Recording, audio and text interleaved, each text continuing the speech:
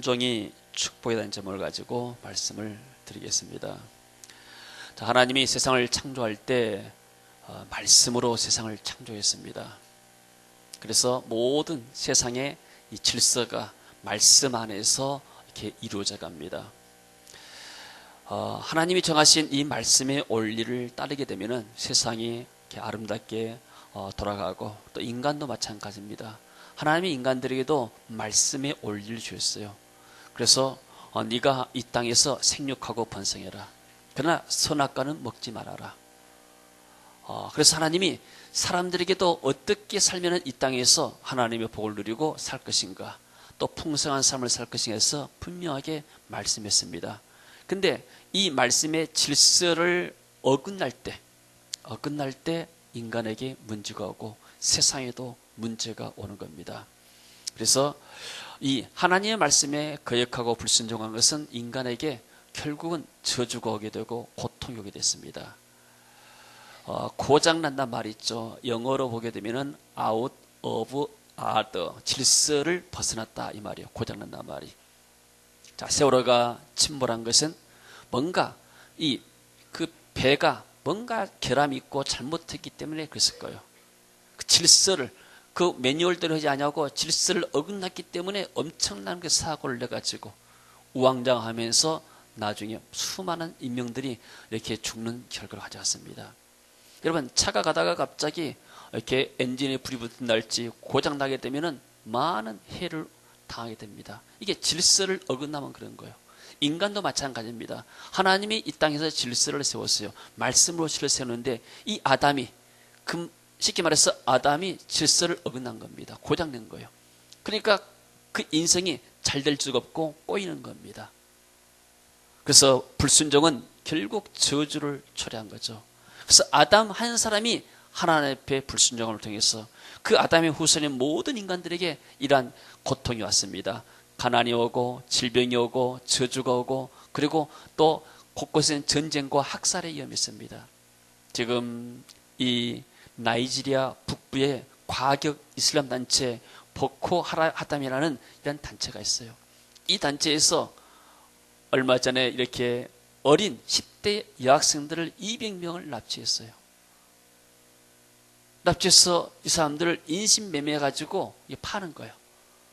이웃 나라에다가 우리 돈으로 한 12,000원 주게 되면은 처녀 하나를 팔아버려요. 이 10대 여학생들을.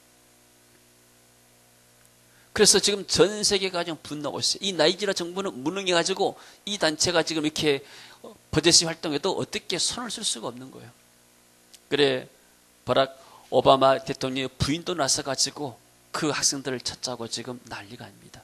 전 세계가 좀 분노하고 있어요. 왜 그럴까요? 이 사람들이 세계 질서를 무너뜨리고 인간의 삶의 질서를 무너뜨리기 때문에 그런 겁니다. 이 단체는 5년 동안에 1,500명을 테러하거나 학살시켰어요. 하나님 따라가야 되는 사람들이 이상한 종교에 빠집니다. 혹은 자기 신념에 빠지는 거예요. 그러니까 말씀이 원리가 따르게 되면, 말씀이 내 자신을 주장하게 되면 문제 없는데, 이 말씀을 따르지 않고 사람들이 자기 생각을 따르고 지식을 따르고 혹은 자기가 심취한 어떤 종교나 우상에 따르는 거예요.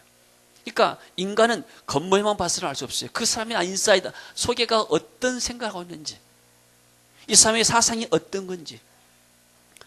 그러니까 미국에서 한국 교포들이 살잖아요.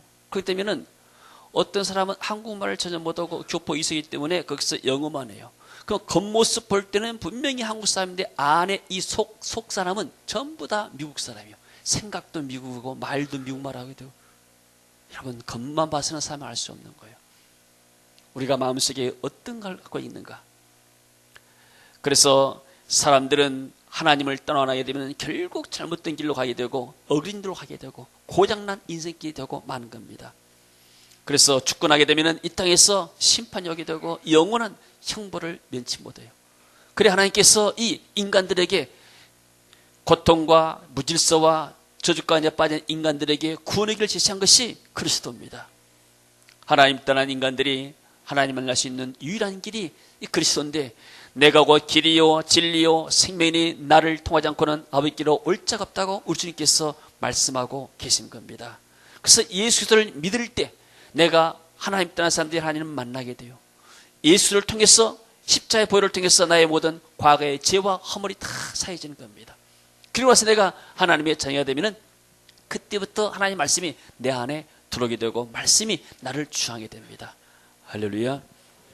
저는 고등학교 2학년 때 또 1학년 때 이렇게 책 읽기를 좋아했습니다. 그래서 신약 성경을 그때 누가 줘가지고 한번 읽어봤어요. 근데 마태복음 읽으니까 이렇게 족보가 나오잖아요. 낳고. 그래서 내가 생각할 때는 이 성경이라는 것은 굉장히 유명한 책인데, 내가 교회를 안 다녔지만은 성경이 아주 유명한 책이고 굉장히 세계적인 명자로 알고 있는데 무슨 성경책이 이렇게 재미가 없는가. 그리고 좀 읽다가 관심이 없어요. 다른 소설책 뭐 섹스피어 무슨 뭐 이렇게 희극이나 비극 이런 거 보게 되면은 굉장히 뭐 심취가 되는데, 첫 장 읽을 때부터 막 심취가 되는데 이건 그러지 않는 거, 지루하고. 왜 그럴까요? 그때는 내가 영적으로 눈이 닫혔기 때문이에요. 내가 그냥 세속적인 사람이고 세상의 눈으로, 문학적인 눈으로 접근해서 이 성경을 보니까 전혀 이해가 안 되는 거예요. 그러나 내가 예수를 믿고 나서, 내가 하나님 믿고 교회를 다녔다고 마음 먹고 나서 성경을 읽었을 때 이 성경이 얼마나 이렇게 꿀처럼 달고 그리고 오묘한지요. 그리고 성경 한번 읽고 나니까 그런 생각이 들어요. 왜 사람들이 나에게 전도하지 않았을까? 이 좋은 예수님, 길이 되시고 진리 되신 예수님을 왜 나에게 말하지 않았을까?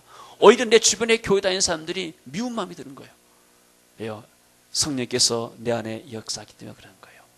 그러니까 세상 사람들은 교회 다니는 사람들을 이해하지 못해요. 왜요? 말씀을 따르지 않고 말씀의 역사가 없기 때문입니다. 그래서 그리스도인들은 세상의 풍속을 따르지 않고 하나님의 말씀을 따라간 사람들이에요. 옛날에는 내 생각을 따라가고 내 지식을 따라갔습니다. 그러나 내가 예수 그리스도를 믿고 나서는 내가 하나님을 따라가고 하나님의 말씀을 따라가는 거예요. 그래서 오늘도 지금 가정에 대해서 어떻게 살 것인가, 사회생활을 어떻게 할 것인가에 대해서 성경 우리에게 말해주고 있습니다. 6장 1절에 보게 되면 자녀들아 주 안에서 너희 부모에게 순종하라, 이것이 옳다. 먼저 자녀들에게 권면하죠. 너희 부모를 순종해라. 근데 순종하는데 어디서 순종하는가? 주 안에서 순종해라. 부모가 너 교회 가지 말아라 했다 해서 평생 동안 교회 안 다닐 수 없잖아요. 주 안에서, 주님 안에서. 이게 하나님의 말씀이 어긋나게 되면은 부모라 하더라도 우리가 이렇게 부모를 안 들을 수 있는 거예요. 그러나 분명히 이게 주 안에서 부모의 권면이나 말이 마땅하게 되면 우리는 순종하는 것이 마땅한 줄로 믿습니다. 할렐루야. 제가 이렇게 신학을 해서 목회자가 되겠다니까 우리 아버지가 반대를 했어요. 우리 아버지는 교회를 전혀 안 다니시는 분이에요. 그러니까 세상적으로만 사신 분이에요. 세상적인 눈으로 볼 때는 신학에서 목사가 되게 되면은 이게 가난하게 살 것 같아요. 그래서 넌 거지가 되려고 빌어먹으려고 이렇게 목사가 되려느냐, 이렇게 말하는 거예요. 우리 아버지 생각할 때는 목사가 되면은 거지가 된 줄 알았어요. 가난하게 산 줄 알았어요. 왜 그랬을까요? 우리 아버지는 교회를 안 다녔지만 주변에 보게 되니까 목회자들이 가난하게 산 것만 보이거든요. 우리 아들을 이렇게 대학까지 공부시켰는데 좋은 직장 가서 월급 타가지고 그렇게 어선도선 살기를 원하고, 그리고 원하지 또 가서 공부해서 미래가 불확실하니 목회의 길을 보내기를 원치 않았던 거예요. 그래서 극구 반대를 했어요. 그러나 나는 우리 부모의 말에 순종하지 않고 내가 신학을 했습니다. 왜요? 주 안에서의 말씀이 아니기 때문에. 그러고 났더니 내가 목사가 되고 나니까 우리 아버지가, 아들이 목사인데 아버지가 교회 안 나갈 수 있느냐, 그래 교회 나왔어요. 그리고 나중에 집사님도 되시고, 그리고 이제 혼자 사시면서 시골 집에 가게 되면은 기독교 텔레비 설교를 듣고 계세요. 제가 놀랍 일이에요. 옛날에는 이렇게 무슨 이렇게 명절 때 되고 시골에 가게 되면은 그 뭐 이렇게 민요나 창이나 뭐 씨름이나 이런 것만 보게 되는데 나중에는 성령이 충만해가지고 설교를 듣고 계세요. 할렐루야. 그냥 물어봤어요. 아니 설교를 텔레비에 나오는 설교 들으면은 알아듣습니까? 알아들으니까 설교를 듣지. 알아듣지 못하게 되면 얼마나 지루하겠어 이게. 내가 우리 육신의 부모님에게 큰 효도를 못했습니다. 우리 형제들이 자잘이기 때문에. 그러나 저는 저 때문에 우리 아버지가 교회에 나와서 예수 믿고 천국 갔다는 것이 너무나 감사할 일이에요. 할렐루야. 여러분, 우리가 주 안에서 부모의 순종하라고 그랬습니다. 자, 그래서 이것이 옳은 일이다. 여러분, 자녀들이 좀 학교 다니면서 공부를 1등할 것을 2등하고 2등할 것을 10등해도 자녀가 이렇게 나쁘고 그런 건 아니에요. 실력이 좀 부족하고 노력이 좀 부족하고 또 선천적으로 뭐가 좀 한 게 안 맞아서 그럴 수도 있는 거예요. 그것 가지고 등수 가지고 아이를 판단하잖아요. 근데 이 아이가 공부는 1등인데 집에 와서 아버지에게 대들고 어머니에 대든다 생각해보세요. 그럼 그 아이가 착한 아이예요? 아주 못된 아이잖아요. 얘가 공부는 좀 못해. 그렇지만 얘가 심성이 착해. 부모 말을 순종을 잘해. 여러분들은 어떤 자녀를 택하기로 원해요? 순종하는 자녀가 부모에게 축복이고 부모의 기쁨인 거예요. 아멘. 공부 좀 한다고 해서 교만하고, 얘가 좀 직장 좋아서 돈 좀 벌었다 해서 교만해가지고 부모를 홀대하게 되고, 그게 자식이에요? 아니잖아요. 여러분, 순종이 부모를 기쁘게 하는 거예요. 할렐루야. 그래서 성경 우리에게 말해, 그 질서다. 하나님이 가정의 머리로서 부모를 준 거예요. 부모를 통해서 하나님이 자녀들을 축복한단 말이에요. 할렐루야. 그래서 자녀들이 부모에게 순종하는 것, 주 안에서, 즉 신앙생활에 어긋난 말만 않게 하게 되면 자녀들이 부모를 섬기는 것이 너무나 당연하고 이게 좋은 일이다. 그리고 이렇게 가정에서도 보게 되면 부부간에 있잖아요. 자, 가정에서 이렇게 큰 소리 치고 막 싸우잖아요. 왜 큰 소리 칠까요? 가정의 왕이 누군가? 그리스도인의 가정의 왕이 누굽니까? 주님이 우리의 가정의 왕이 될 때는 우리는 큰 소리 칠 수가 없는 거예요. 그렇잖아요. 내가 왕이니까 혈기 내고 큰 소리 치는 거예요. 내가 우리 집안의 왕이단 말이에요. 즉 이렇게 가정에서 큰 소리 나는 것은 내가 왕인데 무슨 소리가 있느냐? 남편에게 큰 소리 치게 되면 또 아내도 내가 왕인데 네가 왕이냐? 자녀 아들이 딸이 큰 소리 치고 나면은 무슨 아버지 어머니가 왕이냐? 내가 왕이지.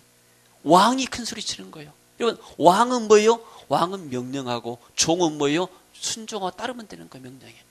그러면 큰 소리 치는 사람들은 세상에 왕이라 생각해요. 그럼 가정에서 누가 왕인가? 아내가 왕입니까? 남편이 왕입니까? 자녀가 왕입니까? 이런 가정은 평안하지 못한 거예요. 사람이 혈기를 부리는 건 뭐예요? 자기가 화를 내고 혈기를 부리는 것은 내가 왕이단 말이에요. 교회에서도 마찬가지요. 교회에서도 누가 내가 큰 소리 치고 혈기를 내게 되면 내가 우리 교회의 왕이다, 이런 말과 똑같은 거예요. 이게 하나님 앞에서 얼마나 교만한 얘기요. 여러분의 가정은 누가 왕입니까? 남편이 왕입니까? 자녀들이 왕입니까? 아내가 왕입니까? 주님이 여러분의 가정의 왕이 되시기를 축원합니다. 그것이 바로 질서입니다. 그 질서 안에 있을 때 가정이 행복하고 가정이 편한 줄로 믿습니다. 할렐루야. 회사도 마찬가지요.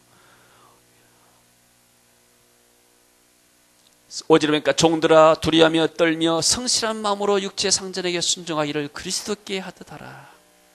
참 여기 보게 되면은 회사 직원들이 상전에 대해서, 상사에 대해서 어떻게 대할 것인가? 성실한 마음으로 육체 상전에게 순종하기를 그리스도 예수님께 하듯 하라. 하나님 대하듯 하란 말이에요. 선배를 대할 때 하나님 대하듯 해라. 주님을 섬기듯이 해라. 얼마나 기가 막힌 말입니까? 영어 성경에 보게 되면은 섬길 때 어떻게 섬길 것인가?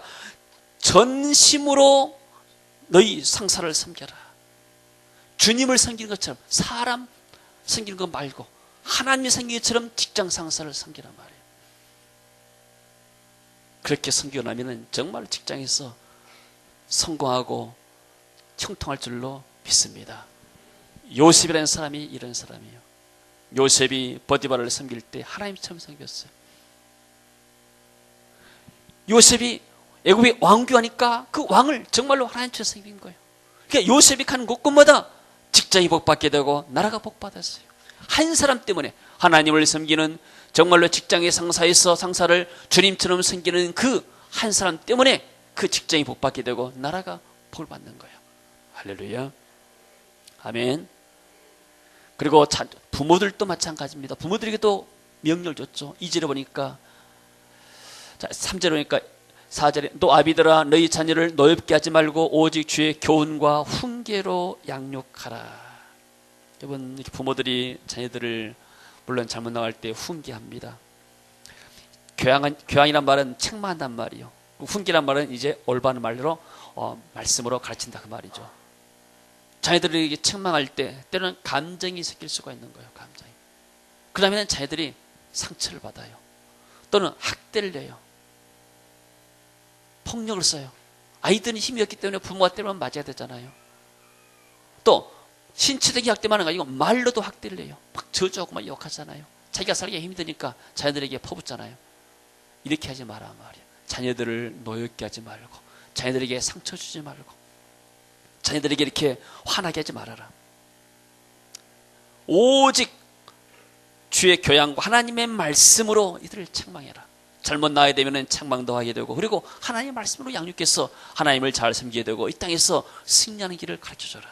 여러분, 자녀들은 품 안에 있을 때 자녀지, 부모 품을 떠나야 되면 부모가 다 지킬 수가 없는 거예요. 그러잖아요. 부모가 다 지킬 수가 없어요. 누가 지켜야 됩니까? 하나님의 말씀이 그들의 생각과 마음을 지켜줘야 돼요.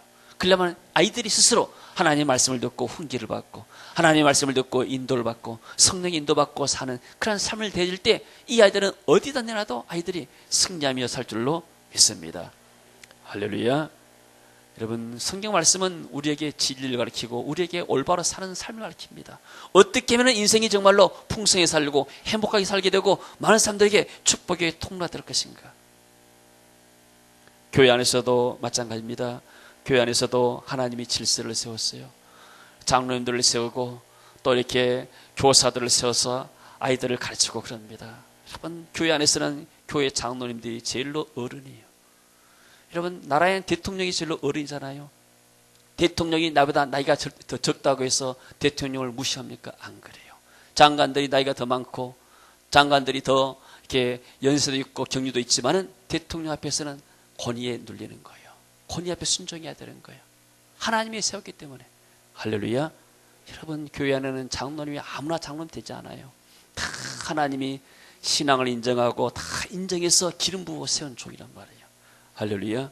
그래서 여러분들이 교회에 오면은 교회는 장로님들이 어리란 말이에요. 장로님들 귀하게 여기셔야 돼요. 할렐루야. 제가 부교육자 할 때 전 무안에 있었습니다. 무안에 장로님 두 분이 계셨어요. 한 분은 초등학교 교사고 또 한 분은 이렇게 교육청에 근무한 분이었어요. 저는 그 두 분의 장로님들을 잃을 수가 없어요. 이 두 분의 장로님들이 너무나 이렇게 잘 섬기는 거예요. 목사님을 잘 섬기고, 그리고 교인들이 이 장로님을 굉장히 존경을 해요. 근데 사실 이분들이 무슨 이렇게 돈이 많은가 그러지 않아요. 권세가 있는가 그렇지도 않아요. 아무것도 없지만 이분들이 정말로 겸손하게 주님을 섬기니까, 또 주님 없는 교회를 섬기니까 성도들이 이 장로님들을 굉장히 존경해요. 이런 훌륭한 장로님들이 우리 교회 안에도 이렇게 있고, 또 정말로 하나님께서 다 기름 부어 세운 주의 종들인 줄로 믿습니다. 여러분들, 이게 바로 우리가 교회 안에서 축복받는 길인 줄로 믿습니다. 어디 기사에 보니까 연예인 하다가 어떤 분이 목사가 됐대요. 그래가지고 자기 부인을 이렇게 폭행을 해가지고 경찰에 신고해서 신문이 났어요. 이게 얼마나 부끄러운 일입니까? 근데 저는 이해를 해요. 뭐 그럴 수도 있겠다. 왜 그럴까요? 이 사람은 옛날 연예인 때 했던 그 기질들이 있는 거예요. 길들이 있는데 이게 성령이 충만하지 못하니까 옛날 기질이 나와가지고 그대로 하는 거예요. 옛날에 이렇게 뭐 감옥에 가서 큰 도둑놈이 와서 이제 회개하고 예수 믿고 나서 간주고 돌아다니잖아요. 다시 또 도둑질하잖아요. 성령이 충만하지 않기 때문에 그럴 수 있는 거예요, 인간이. 자기가 왕이기 때문에. 이 가정의 왕이 누구냐? 내가 왕이 아니냐? 그래서 큰 소리 치고 싸우는 거예요. 여러분, 기독교는 십자가입니다. 내가 죽어야 가정이 삽니다. 할렐루야. 따라합시다. 내가 죽어야 우리 가정이 산다. 아멘. 내가 죽어야 가정이 사는 거예요. 남편이 죽어야 가정이 사는 것이 아니고, 아내가 죽어야 가정이 사는 것이 아니고, 내가 죽어야 가정이 사는 줄로 믿습니다. 아멘. 여러분, 어떻게 해서 가정에서, 직장에서 우리가 순종해서 하나님의 약속의 복을 받을 수 있게 되는가? 하나님이 약속을 했습니다. 이절에 보니까 내 아버지와 어머니를 공경하라. 이것은 약속 있는 첫 계명이다. 하나님이 십계명을 주시는데 이 십계명 가운데서 유일하게 약속 있는 계명이 이 부모 공경이란 말이에요. 네 부모를 공경하게 되면은 내가 이 땅에서 잘되고 번성하리라. 옛날 우리나라 말도 뭐 그랬잖아요. 효자지마에서 효자가 난다고. 다 보고 배우는 거예요. 그래서 정말로 좋은 가정에서 좋은 일꾼들이 나오게 되고 또 좋은 인물들이 나온 줄로 믿습니다. 할렐루야. 그래서 잘되고 땅에서 장수하리라. 다윗이라는 사람은 하나님을 잘 섬기는 사람이었어요. 다윗은 하나님도 섬겼고 사울왕이 자기를 죽이려고 그렇게 쫓아다녔지만은 사울왕을 해하지 않냐고 사울왕을 끝까지 전도했어요. 그랬더니 이것을 하나님이 보신 거예요. 여러분, 우리가 초등학교 졸업하면 중학교 갈 때 뭐 시험을 봤습니다. 옛날에. 또 중학교 졸업하면 고등학교 시험 보고 고등학교에서 대학교 하면은 과정마다 시험을 봐요. 테스트예요. 그 시험에 통과하게 되면은 그 다음 과정에 가는 거예요. 그러니까 고등학교를 졸업하고 그 대학 입시에 통과를 해야만이 시험을 패스해야만이 대학에 들어갈 수 있고 패스를 못하게 되면은 그냥 고등학교를 거기서 마치는 거예요. 또 학교를 졸업해서 또 직장에 가려면 마찬가지. 직장에서도 어떤 테스트가 있는데 테스트를 통과하게 되면 직장인이 되지만 테스트를 통과하지 못하면 안 되는 겁니다. 하나님도 우리의 신앙생활에 한 단계씩 한 단계씩 테스트한다는 사실이에요. 하나님이 다윗을 테스트를 했어요. 네가 과연 왕의 자질이 있느냐. 그래서 사울로 하여금 다윗을 계속해서 핍박하도록 하나님이 허락하신 거예요. 그래서 이 다윗이라는 이 소년이 과연 왕의 자질이 있고 왕이 되면 정말로 하나님을 잘 섬기고 백성들 잘 섬기겠는가. 하나님이 테스트한 거예요. 그래서 사울 왕을 다윗에게 붙여봐요. 내가 세운 기름 부은 종을 비록 이 사울 왕이 악한 일을 하고도 또 온 백성이 생각할 때도 이 좋은 일이 아니요. 다윗을 잡아 죽인다는 것은 누가 봐도 명분이 없는 일이요. 그렇지만은 하나님이 그것을 허락하십니다. 사울이 계속해서 다윗을 쫓아다니잖아요. 근데 다윗이 2번이나 사울 왕을 죽일 수 있는 기회가 있었어요. 그러나 다윗은 그 하나님의 테스트를 통과한 거예요. 그 테스트를 통과하고 나서 다윗은 더 이상 시험이 없는 거예요. 그때부터는 이제는 다윗의 앞길이 탄탄대로가 열렸습니다.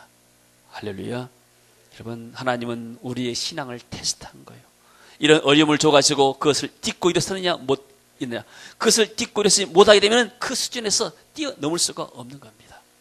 여러분, 오늘 또 성경에 글잖아요. 눈 가림만 하지 말아라. 직장 가서 그냥 사람이 보이려고 하지 말아라. 마음으로 직장 상사를 섬겨라. 예수님을 섬긴 것처럼 직장 상사를 섬겨라. 직장에서도 그러고 가정에서도 마찬가지. 우리가 마음이 더 중요하잖아요. 할렐루야. 여러분, 우리 인간의 본성은 순종하기를 싫어해요. 아담의 하나님 앞에 거역했던 것이 뭐예요? 사탄의 사주를 받아가지고 사탄의 유혹받아가지고 사탄의 속성이 거역하고 반영한 것입니다. 그래서 인간의 마음속에는 죄악 가운데 태어나기 때문에 다 거역하는 심령들이 있는 거예요. 부모에게 거역하고 직장에서 상사에 거역하게 되고 교회에서도 거역하게 되는 이런 마음들이 다 인간 마음속에 있는 거예요. 근데 그것을 어떻게 다스리는가? 하나님의 말씀이 나를 다스릴 때, 성령께서 내 마음에 역사하고 주님이 내 왕이 될 때 내가 죽고 주님의 은혜가 나타난 줄로 믿습니다. 할렐루야. 그래서 주님이 왕으로 있는 가정이 행복한 가정입니다. 주님이 다스리는 나라가 행복한 나라가 되는 거예요. 다윗이 바로 이런 사람이에요. 다윗은 자기가 왕이었지만은 그러나 이 나라의 진정한 왕은 하나님이십니다. 하나님이 나를 다스리시고 하나님이 이 민족을 다스립니다. 그 왕 하나가 하나님을 잘 섬겼을 때 하나님이 그 이스라엘 민족을 축복했습니다. 우리 한 사람이 정말로 주님을 잘 섬길 때, 가정에서 직장에서 하나님처럼 잘 섬기게 될 때 하나님이 우리의 삶 속에 은혜 주시고 복을 줄 줄로 믿습니다. 8절에 말씀이 있죠. 이는 각 사람이 무슨 선을 행하든지 종이나 자율이나 죽기로부터 그대로 받을 줄 알리라.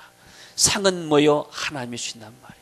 내가 수고하고 나면은, 내가 씨앗을 뿌리라면은 하나님이 열매 거두게 만들고 하나님 우리에게 상을 줄 줄로 믿습니다. 그리고 직장에서도 상전들에게도 말하죠. 이업을 하지 말아라. 종들을 이업하지 말아라. 쉽게 말해서 부모에게 자녀들에게 넓게 하지 말라는 것처럼 부당하게 하지 말라 그 말이죠. 잘해라. 왜냐하면 너희의 상전이 하늘에 계시고 그에게는 사람을 이름으로 취한 일이 없다. 이 세상에서는 상전이 있고 종이 있지만 하나님 나라에서는 상전과 종이 없는 똑같은 다 평등한 사람들로 믿습니다. 여러분, 하나님은 이 땅에서 우리가 가정이 다 복되기 원합니다. 요즘 이렇게 여러 지역을 다니고 날 다니다 보게 되면은 정말 다 가정들이 어려워요. 아이들이 어렸을 때부터 부모를 떠나 있고 부모들이 버린 아이들도 많습니다. 그러다가 어떻게 다행히 예수 믿는 애들은 이렇게 구원을 받고 삶이 회복이 되지만은 그러나 그렇지 않게 되면 굉장히 어려운 거예요. 그래서 여러 가지 잘못된 길로 많이 나갈 수 있잖아요. 그래서 우리가 삶의 질서를 회복하기 위해서는 우리의 삶 속에 뭐가 가장 필요한가? 가정에서, 직장에서 우리가 잘해야 되지만 그보다 먼저 우리가 하나님의 은혜가 우리 마음속에 회복이 돼야 돼요. 할렐루야. 주일에 교회 와서 예배 드리는 것은 뭐예요? 내 잘못된 마음들을 올바로 잡는 거예요. 하나님의 말씀에서 내가 중심을 잡고 사는 거예요. 그러니까 주일에 예배가 없게 되면 중심이 없는 삶, 이랬다 저랬다 내 감정이 흔들리게 되고 세상 풍파에 움직이게 되고 내 중심과 주관이 없는 거예요. 그러나 주일에 와서 하나님께 예배할 때, 하나님을 찬송할 때 성령이 충만하죠. 말씀을 들을 때 내가 중심이 잡히죠. 그리고 분별이 되죠. 그리고 또 기도할 때 성령께서 내 마음에 충만히 역사하죠. 문제 있을 때 기도하죠. 하나님의 응답하시게 되죠. 그래서 주일 예배는 너무나 중요한 거예요. 우리의 삶 속에 예배에 승리했을 때 가정에 승리하실 줄로 믿습니다.